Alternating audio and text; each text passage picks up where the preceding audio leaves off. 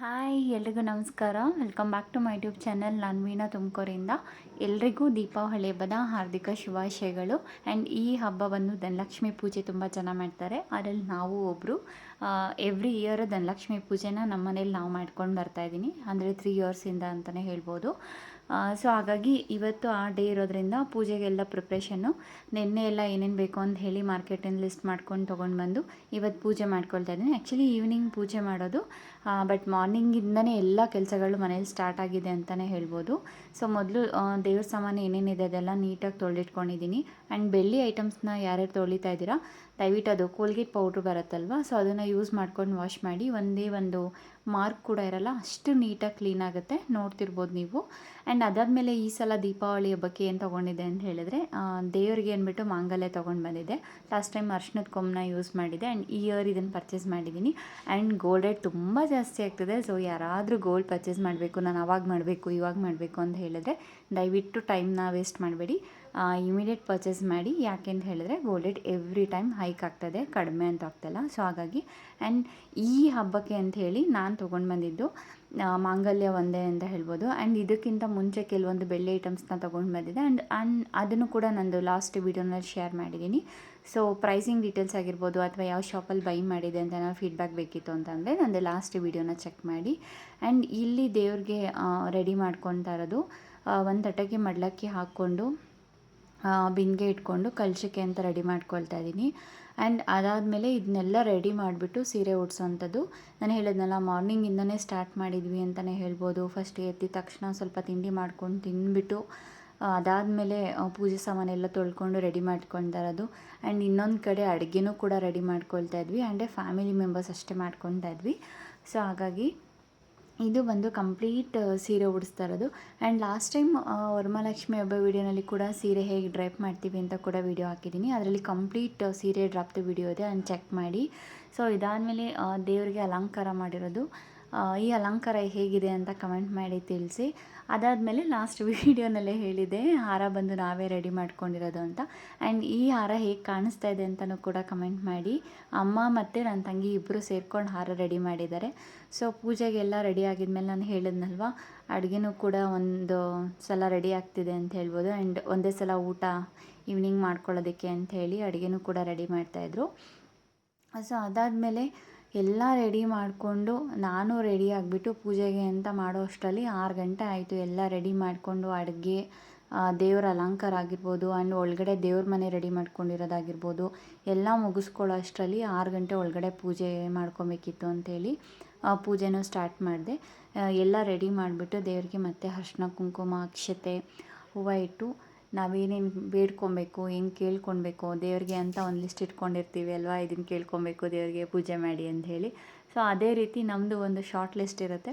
So ಪೂಜೆ ಮುಗಿಸ್ಕೊಂಡು ಅದನ್ನು ಕೂಡ ಬೇಡ್ಕೊತಾ ಇದ್ದೆ. ಆ್ಯಂಡ್ ಲಾಸ್ಟ್ ಇಯರ್ ಬಂದುಬಿಟ್ಟು ದೇವ್ರ ಮನೆ ಒಳಗಡೆ ಪೂಜೆ ಮಾಡ್ಕೊಂಡಿದ್ದೆ. ನಮ್ಮ ಮನೇಲಿ ಇದೇ ಫಸ್ಟ್ ಟೈಮ್ ಹೇಳ್ಬೋದು ಹಾಲಲ್ಲಿ ನಾನು ಕೂರಿಸ್ತಾ ಇರೋದು. ಆ್ಯಂಡ್ ಈ ಸೀರೆನೂ ಕೂಡ ನಾನು ಲಾಸ್ಟ್ ವೀಡಿಯೋನಲ್ಲಿ ಶೇರ್ ಮಾಡಿದ್ದೆ. ದೇವರಿಗೆ ಉಡಿಸಿರೋದು ರೇಷ್ಮೆ ಸೀರೆ. ಸೊ ಅದು ಹೆಂಗೆ ಕಾಣಿಸ್ತಾ ಇದೆ ಲಕ್ಷ್ಮಿಗೆ, ಚೆನ್ನಾಗಿರೋ ಸೆಲೆಕ್ಟ್ ಮಾಡಿದ್ದೀನಾ ಅಂತ ಹೇಳಿ ಅಂತ ಕೇಳ್ತಾ ಇದ್ದೀನಿ. ಆ್ಯಂಡ್ ಆ ವಿಡಿಯೋನೂ ಕೂಡ ಒಂದ್ಸಲ ಚೆಕ್ ಮಾಡಿ. ಆ್ಯಂಡ್ ಇತ್ತೀಚೆಗೆ ತುಂಬ ದಿನ ವೀಡಿಯೋಸ್ನ ನನಗೆ ಅಪ್ಲೋಡ್ ಮಾಡೋಕ್ಕಾಗ್ತಾಯಿಲ್ಲ. ಸ್ವಲ್ಪ ಜಾಬ್ ಚೇಂಜ್ ಆಗಿರೋದ್ರಿಂದ ಟ್ರೈನಿಂಗಲ್ಲೇ ಓಡಾಡ್ತಾ ಇದ್ದೀನಿ. ಆ್ಯಂಡ್ ಹಬ್ಬ ಮಾಡೋದು ಡೌಟ್ ಇತ್ತು ಅಂತಲೇ ಹೇಳ್ಬೋದು ನನಗೆ. ಯಾಕಂದರೆ ಟ್ರೈನಿಂಗಲ್ಲೇ ಟೈಮಿಂಗ್ ಆಗ್ತಾಯಿತ್ತು, ನನಗೆ ಮನೆ ಕೆಲಸ ಮಾಡ್ಕೊಳ್ಳೋಕ್ಕಾಗ್ತಿರ್ಲಿಲ್ಲ. ಬೇಡ ಮಾಡೋದು ಅನ್ನೋ ಥರ ಡಿಸೈಡ್ ಆಗಿ ಲಾಸ್ಟಿಗೆ ನಮ್ಮ ಮ್ಯಾನೇಜರು ಪಾಪ 3 ದಿನ ತುಮಕೂರಲ್ಲೇ ಓಡಾಡ್ಕೊಂಡಿರಿ ಅಂತ ಬಿಟ್ಟರು. ಸೊ ಹಂಗಾಗಿ ಬಂದು ಮತ್ತೆ ಮನೆಯೆಲ್ಲ ಕ್ಲೀನ್ ಮಾಡಿಕೊಂಡು ಪೂಜೆ ಮಾಡಿದ್ದಾಯಿತು. ಸೊ ಆಲ್ಮೋಸ್ಟ್ ಪೂಜೆನೇ ಮಾಡೋಕ್ಕಾಗಲ್ಲ ಅನ್ನೋ ಟೈಮಿಗೆ ಹೆಂಗೋ ಗೊತ್ತಿಲ್ಲ ಪೂಜೆ ಆಯಿತು. ಇವಾಗ ಈ ವರ್ಷ ಮಾಡೋದು ಬಿಟ್ಟಿದ್ರೆ 3 ವರ್ಷ ಮತ್ತೆ ಮಾಡೋ ಥರನೂ ಇರಲಿಲ್ಲ. ಏನು ಮಾಡೋದು ಅಂತಲೂ ಗೊತ್ತಾಗ್ತಿರ್ಲಿಲ್ಲ. ಡಿಸೈಡ್ ಆಗಿಬಿಟ್ಟಿದ್ದೆ, ಆಗ್ತಾನೇ ಇಲ್ಲ. ಬೆಂಗಳೂರಿಗೆ ಹೋಗಿ ಮತ್ತೆ ಬಂದು ಮನೆ ಕೆಲಸ ಮಾಡಿಕೊಂಡು ಎಲ್ಲ ತಂದು ಮಾಡೋಕ್ಕೆ ಅಷ್ಟು ಪೇಷನ್ಸ್ ಇರಲಿಲ್ಲ. ಸೊ ಆಲ್ಮೋಸ್ಟ್ ಸುಮ್ಮನೆ ಆಗಿಬಿಟ್ಟಿದ್ದೇನೆ ಅಂತಲೇ ಅನ್ಕೊಬೋದು. ಆಗಲ್ಲ ಓಡಾಡ್ಕೊಂಡು ಮಾಡೋದಕ್ಕೆ, ಹೆಂಗೆ ಮಾಡೋದು ಅಂತ. ಬಟ್ ಏನು ಹೇಳ್ತಾರೆ, ದೇವ್ರಿಗೆ ಗೊತ್ತಿಲ್ಲ, ನಮ್ಮ ಮನೇಲಿ ಪೂಜೆ ಆಗಬೇಕಿತ್ತು ಅಂತಲೇ ಅನಿಸುತ್ತೆ ಅಂತಾನೋ ಅಂದ್ಕೊಂಡೆ. ಓಕೆ ಆಗೋದೇ ಬೇಡ ಅಂತ ಅಂದ್ಕೊಂಡು ಮಾಡೋದೇ ಬೇಡ. ಎಲ್ಲ ರೆಡಿ ಇದ್ದಿದ್ರು ಆ ಟೈಮ್ ಬೇಕಲ್ವ ನಮಗೆ, ಹುಷಾರಿಲ್ದಿರ ಕೂಲಾಗಿ ಪೀಸಾಗಿ ಮಾಡಬೇಕು ಅಂತ ಅಂದರೆ ಮೇಯ್ನ್ ಬೇಕಿರೋ ಟೈಮು. ಸೊ ಆ ಟೈಮು ನನಗೆ ಸಿಕ್ತು. 3 ಡೇಸ್ ಲೀವ್ ಇತ್ತು. ಮತ್ತು ಒನ್ ಡೇ ನಾನೇ ಲೀವ್ ತೊಗೊಂಡು ಮಾಡೋಣ ಅಂತಲೇ ಮಾಡಿದ್ದು. ಆ್ಯಂಡ್ ಈ ಪೂಜೆ ಎಲ್ಲ ಕಂಪ್ಲೀಟ್ ಬ್ಲಾಗ್ ಹೇಗಿದೆ ಅಂತಲೂ ನನಗೆ ಕಮೆಂಟ್ ಸೆಕ್ಷನಲ್ಲಿ ತಿಳಿಸಿ. ಆ್ಯಂಡ್ ಟ್ರೈನಿಂಗ್ ಎಲ್ಲ ಮುಗಿದ್ಮೇಲೆ ಮತ್ತು ನಾನು ತುಮಕೂರಲ್ಲೇ ವರ್ಕಿಂಗ್ ಸ್ಟಾರ್ಟ್ ಆದಮೇಲೆ ಡೈಲಿ ಬ್ಲಾಗ್ಸ್ ಬಂದೇ ಬರುತ್ತೆ.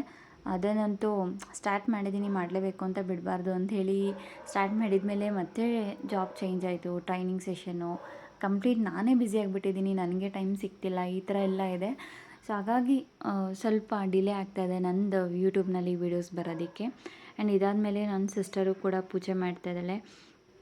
ಎಲ್ಲರೂ ಒಬ್ಬರಾದ್ಮೇಲೆ ನಾನು, ಅಮ್ಮ, ನನ್ನ ಸಿಸ್ಟರ್ ಎಲ್ಲರೂ ಪೂಜೆ ಮುಗಿಸ್ಕೊಳ್ತಾ ಇದ್ವಿ.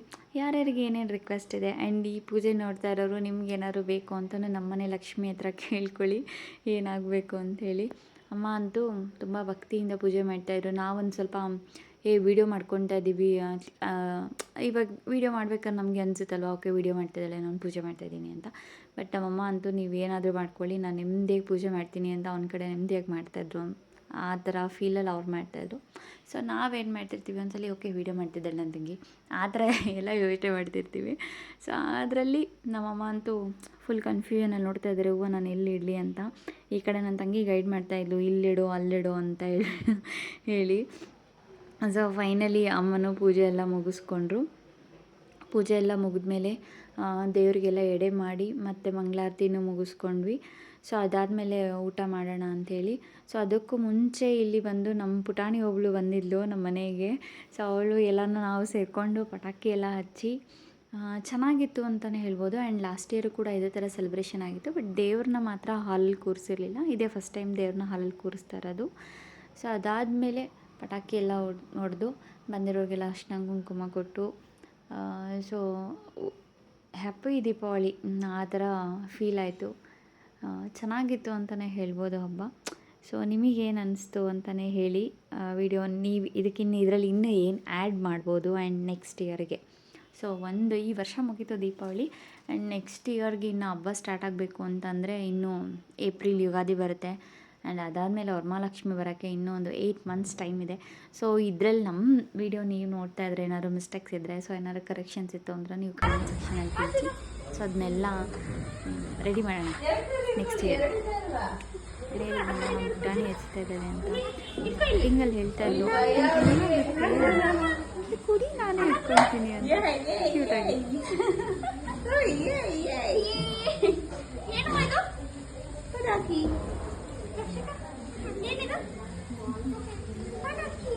ಯಾವ ಹಬ್ಬ ಇದು? ದೀಪಾವಳಿ. ದೂರ ಇಟ್ಕೊ,